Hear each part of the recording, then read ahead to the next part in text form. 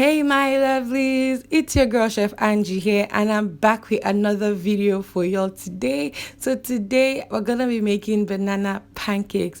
Yes, and they were really delicious. If you're seeing me for the first time on your screen, my name is Asanya Angel. I'm a food blogger here on YouTube. I create content on food and other things. If you want to know the other things, then check out my channel and please subscribe and don't forget to like this video if you like it. Yeah, so let's get cooking, guys. So the first thing I'm going to be doing is putting my bananas in the oven. They're not unripe, I just need them to get a little soft. So while they're in the oven, I'm going to be mixing my dry ingredients. So if you don't know what a cup of flour looks like and you don't have the measuring cup, let me know in the comment section so I'll find a way to communicate it to you that you understand. So I'm going to be sieving my flour first.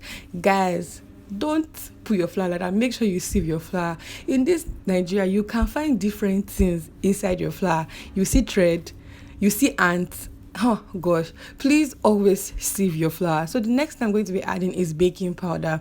Obviously, I want my pancakes to be fluffy, so I'm definitely going to add baking powder for leavening. So I added 2 teaspoons, yeah, and I'm also going to be adding sugar to this. Why? Yes, my bananas were ripe, but they were not overripe. If they were overripe, then I wouldn't even bother adding sugar. So I'm adding 2 tablespoons of sugar to this, just for my preference. If you want more, then go ahead. So I'm going to mix all this together. Make sure you try to get every single thing incorporated, and please be gentle.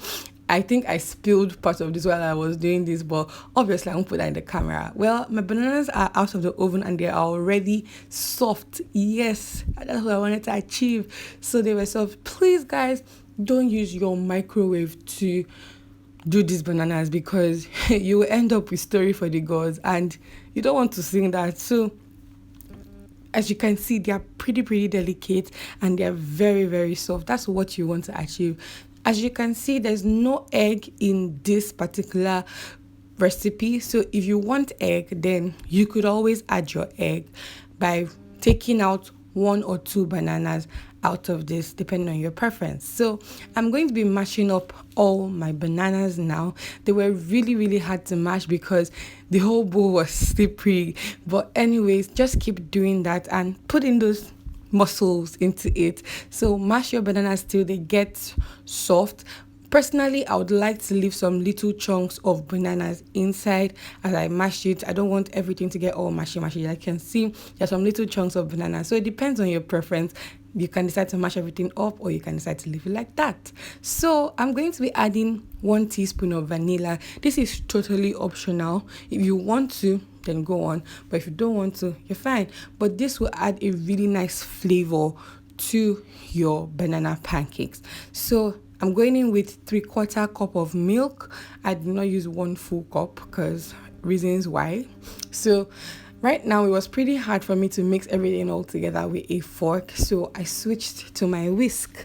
Yes, and I really thought I needed to break up some of my banana chunks because I felt they were a lot. So I used my whisk to get that into shape.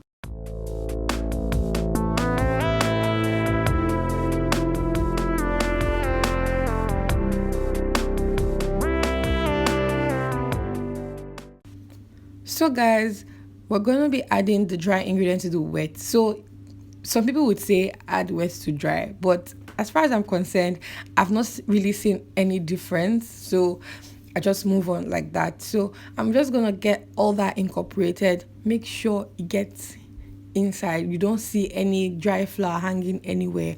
So guys, this was already smelling so good. Like, this was really the best pancake I've ever made. So it was smelling so good. And I think one of the things that cost it was the vanilla. Yes, it's optional, but it would really enhance your dish if you have it in there.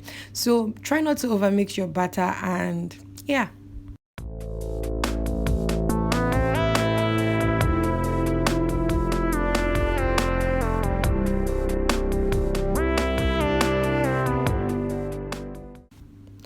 Alright guys, so now we're heading to the frying. I'm using 1 tablespoon of butter.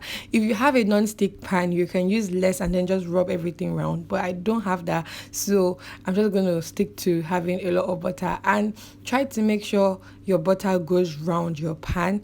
I would have used a tissue, but nobody is trying to get burnt here, and that butter was pretty hard. So in goes my butter, guys, and you can spread it and make it circular depending on your preference. But if you don't really dig the circular thing, then you could obviously leave it like that. So when it's done, you'll be seeing those bubbles on top of it. When that is there, then you know it's time to flip. So guys, are you seeing that brownish texture? Well, so guys, we've come to the end of this video.